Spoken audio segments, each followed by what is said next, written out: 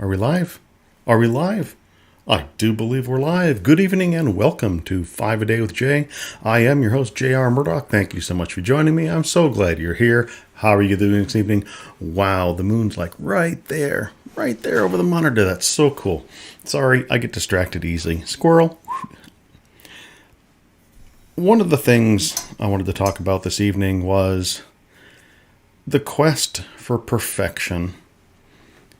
I was reading a post on Dean Wesley Smith's blog. Go find him. I've linked to him before.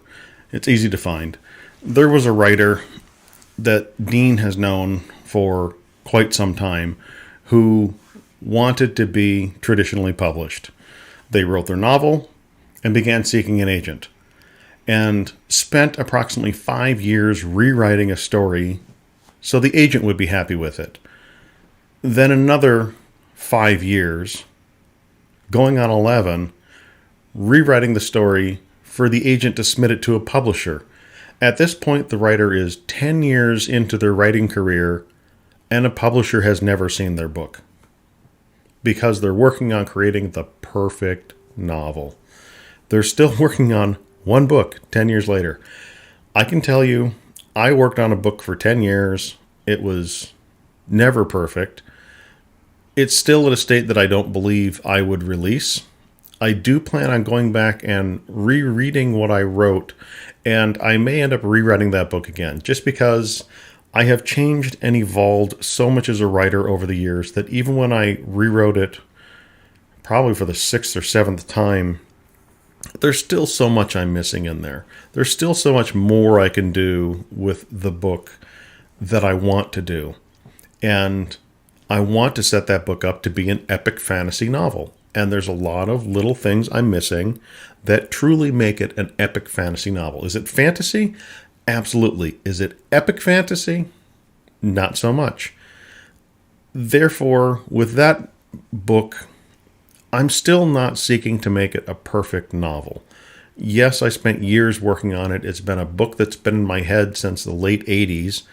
And I've written it and rewritten it and had so many false starts on it that it's impossible for me to count at this point. I probably could, but I've got many versions of that book that are in a drawer. They're in a binder. They're all over the place. But that book, I know, even if I rewrite it today, it'll never be a perfect novel. I don't ever claim to be a perfect novelist.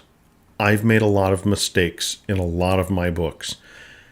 Case in point, I'm currently writing the Giant Robot Planetary Competition Book 3. I spent some time working on it on Saturday, and then I got stuck at a point, and I'm like, wait, didn't that already happen?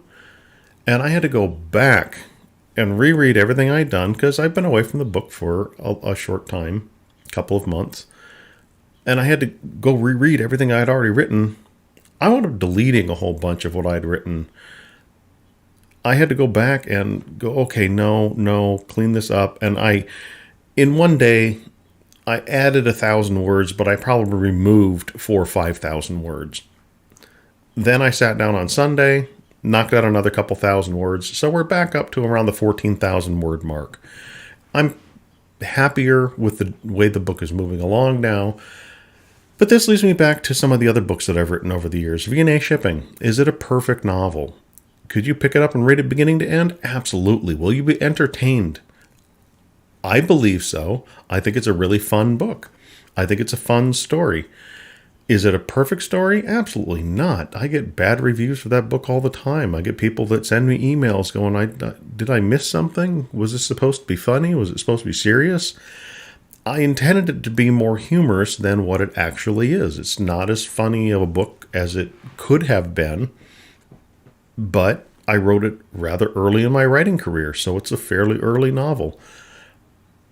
I like to think I'm funny sometimes, but sometimes I'm not. Sometimes my humor is more subtle than what comes across in the written word. Sarcasm doesn't always come across written as well. Deadpan doesn't come across in the written word so well. So when you're reading some of my books, there might be something that I think is absolutely hilarious that I include in the book, but someone else might read it and go, I don't get it. For example, if you haven't read Billy Barbarian and you don't want me to spoil anything, fast forward about 15, 20 seconds. But in Billy Barbarian, there's a point where Billy pulls a giant pin out of the back of the stage, and the stage collapses. This is taking directly from Mallrats. If you haven't seen Mallrats, you're going to read that part and go, okay, he did that, so what? It's a very direct Mallrats reference, and I thought it was freaking hilarious, even though the moment that is taking place is very serious and very intense. To me, it was a little bit of levity in the book. Again, is it a perfect book? No. Billy has a lot of problems. A lot of other problems. There's mistakes I make as a writer, and then there's typos. The mistakes I move forward from and I learn from. The typos, I go back and correct. And I believe I'm done correcting typos in my books unless somebody comes across with something that's absolutely glaring that needs to be fixed, then I'll fix it. But I'm done going back into these books and correcting typos, correcting changes like that. As far as plot holes, I don't believe that any of my books have serious plot holes. I believe I'm doing pretty good with the way the story flows. Do I wrap up every loose end in every book? Absolutely not. Why? Because some of those carry over into another book. Some of those are things that I intend to wrap up later in the series, later in a different book. Might even not wrap up in the series that book is written in. Something I write in GRPC 3 might wrap up in VNA Shipping 4. Or it might wrap up in the military sci-fi series, which I'll be writing after I get 4 books in each series done. There's a whole lot that's going on that I know is not perfect in my books. Golden West. I had an absolute blast writing the Golden West series. I have not gone back and reread that series. Yes, I did clean up typos. I read the books as I moved forward. So when I wrote book 2, I read book 1. When I wrote book 3, I read book 1 and 2. And then I wrote book 3. And I tried to make sure that everything was wrapped up nice and neatly. But I'm sure there's things in there that a reader will go through and go, I don't get it. I'm missing something. I have a tendency to shorthand a lot of things when I'm writing because they make sense in my head, but when they come out on the page, I might be missing something. Again, this is growth as a writer. These are things I'm learning to deal with, that everything that's in my head is not in the reader's head. And I need to make sure that I don't leave too much open for the reader to translate from what I meant to say to what I actually said. Again, these are things I'm working on. I doubt I will ever write a perfect novel. I don't think it's in me. I think I will write good novels and good stories, and I will write novels to the best of my ability. But will any of them be perfect? I think perfect is a fool's errand. I don't think anybody should be shooting for perfection, especially on a first novel. As I said in the beginning, Dean Wesley Smith talked about that writer, and he said this writer's probably going to be very upset because they're so excited about the one book they've been working on and getting it traditionally published. Move on. Write another book. There's so many. One thing I found over the years, and I really learned this when I wrote short stories for a year, and nothing but short stories for a year, is the more stories I wrote, the more ideas I came up with. I've tried to stress this to other writer friends of mine to let them know, hey, where do ideas come from? They come from everywhere. Once you start writing a story, I'll be halfway through a story and I'll already have 5 other ideas for other stories that I want to write. Right now, I'm going through some of Dean Smith's pop-up series. I backed a Kickstarter. I got a whole bunch of pop-ups from that Kickstarter, and I'm going through them.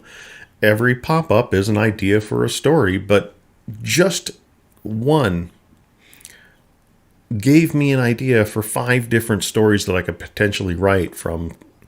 2 of them from the same world in a different point of view. 3 of them completely unrelated to each other, but they were all around the same topic. That's what the pop-up is. The pop-up, they give you a topic, and they give you some brief history about why they're covering that topic. Just in that, I got multiple ideas. It was it was amazing. And then I started thinking about some other short stories I had read similar to the topics that Dean was talking about. It's like I said, I could come up with one story, work on that one story, and all of a sudden have 5 different stories that are all similar or related. Let's get back to perfection. Will any of those stories ever be a perfect story? Will they ever be perfectly told? I don't believe so. As I said, I don't believe shooting for perfection should ever be the goal of a writer. The goal should be to entertain somebody. And sometimes slipping up, making a mistake, it might stand out to a reader as a glaring offense. Others might see it as a small weave in the tapestry that was miswoven and move right past it. I've read many a book that they weren't perfect, but in a bad way. And I won't hammer on any one specific novel. I mentioned this a while. If you loved this specific book, I will give you the vague generalities of what happened. If you love the book and you love the author, good for you. Keep on reading anything you want that's like that. I fully support reading anything that you enjoy, even though I might not enjoy it. The book in question had our hero pinned down, literally, disarmed, on the ground, sword to the neck. All the enemy had to do was just push. Boom, hero's dead. The only problem with that is if the hero had died, the series is over. So the villain came up with the logic of, I was only told to stop you. I was never told to kill you, and then left.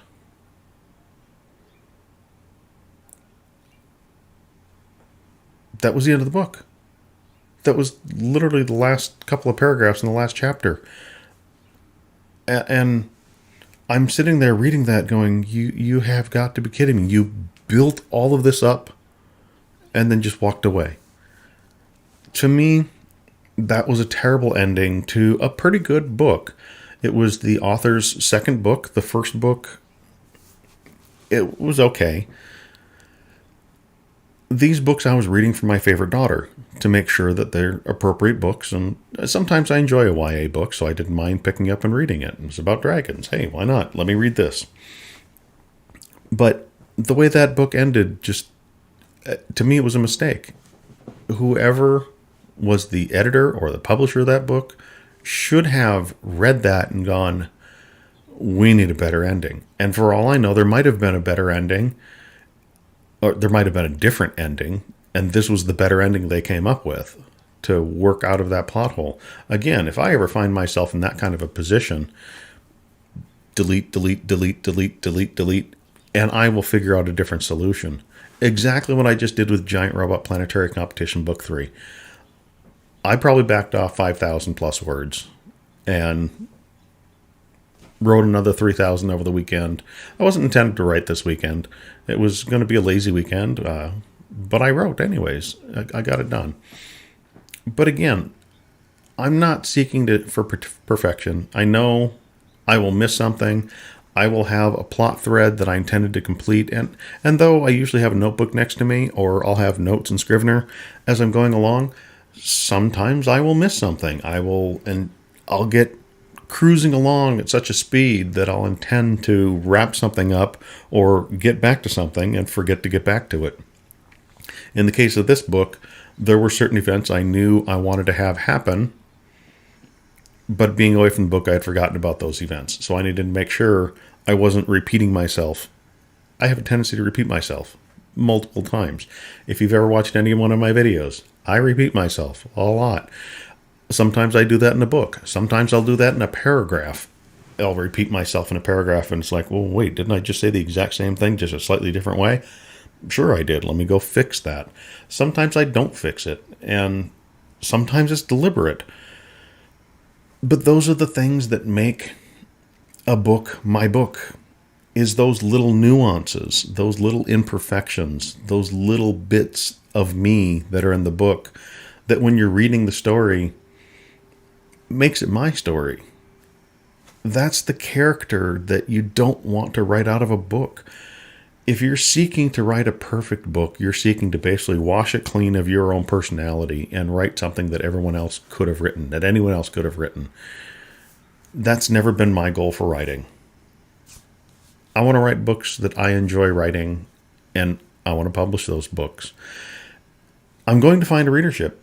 As I keep saying, slow, steady growth. We're going up that hill very, very slowly right now.